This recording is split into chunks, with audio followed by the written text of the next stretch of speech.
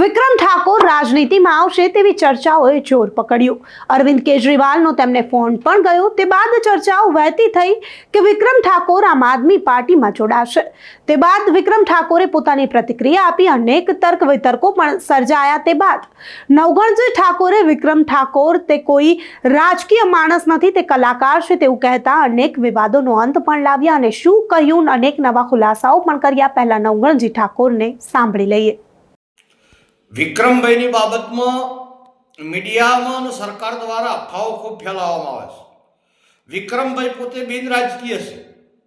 તેમને આમ આદમી પાર્ટીના વડા કેજરીવાલજી આમંત્રણ આલે, કોંગ્રેસવાળા આમંત્રણ આલે, ભાજપવાળા આમંત્રણ આલે। એ બિન રાજકીય છે। દરેક પાર્ટી એમને આમંત્રણ આલે અને દરેક પાર્ટીનો રૂલ્સ હોય છે કે આવો સુપરસ્ટાર અમારી પાર્ટીમાં આવે તો પાર્ટીનો વિકાસ થાય।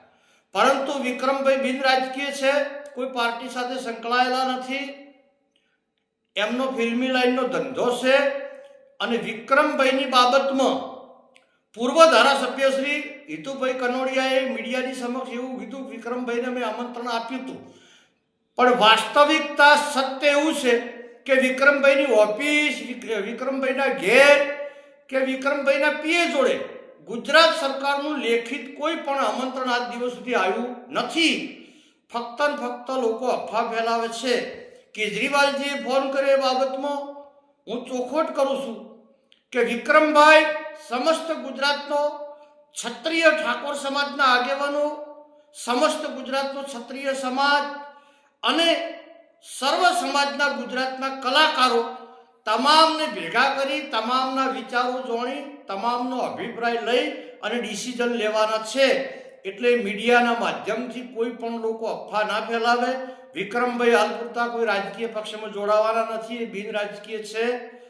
એમને કોંગ્રેસવાળા પણ આમંત્રણ આલે, ભાજપવાળા પણ આમંત્રણ આલે અને આમ આદમીવાળા પણ પાર્ટીવાળા પણ આમંત્રણ આલે અને વાસ્તવમાં ગુજરાત સરકારે એમને લેખિત આમંત્રણ આપ્યું નથી। એ દીવા જેવું સત્ય છે।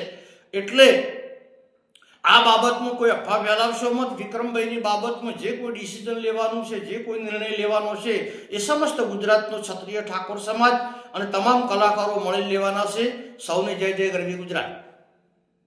વિધાનસભામાં કલાકારોમાં અવગણનાથી વિક્રમ ઠાકોર નારાજ થયા અને તે બાદ સતત તેઓ ચર્ચાઓમાં રહ્યા। હજુ પણ વિક્રમ ઠાકોરની નારાજગી જે છે તે દૂર થઈ નથી। વિક્રમ ઠાકોરની નારાજગી ઉડીને આંખે વળગે તેવી છે। તેમને આમંત્રણ આપવામાં આવ્યું છતાં તેઓ વિધાનસભામાં ગયા નહીં। તે બાદ અરવિંદ કેજરીવાલનો ફોન આવ્યો ત્યારે ચર્ચાઓ વધી ગઈ કે વિક્રમ ઠાકોર હવે આમ આદમી પાર્ટીમાં જોડાશે। ઈશુદાન ગઢવીએ પણ કહી દીધું હતું કે તેમને આમ આદમી પાર્ટીમાં આવકારવામાં આવે છે। ત્યારે વિક્રમ ઠાકોરે આ વિશે ચૂપકી સાધી અને તેમણે આમ આદમી પાર્ટીમાં જવાના છે કે નહીં તે વિવાદનો અંત લાવ્યા નહીં। ત્યારે નવઘણજી ઠાકોરે અહીં સાફપણે કહી દીધું છે કે વિક્રમ ઠાકોર એક કલાકાર માણસ છે, તેઓ કોઈ પણ પાર્ટીમાં જોડાવાના નથી। ત્યારે નવઘણજી ઠાકોરે વિક્રમ ઠાકોર વિશે જે વાત કહી તેને લઈને તમારું શું માનવું છે, અમને કમેન્ટ કરી ચોક્કસથી જણાવજો તથા અમારી ચેનલ નિર્ભય ન્યૂઝને લાઇક, શેર અને સબસ્ક્રાઇબ કરવાનું ભૂલશો નહીં। આભાર।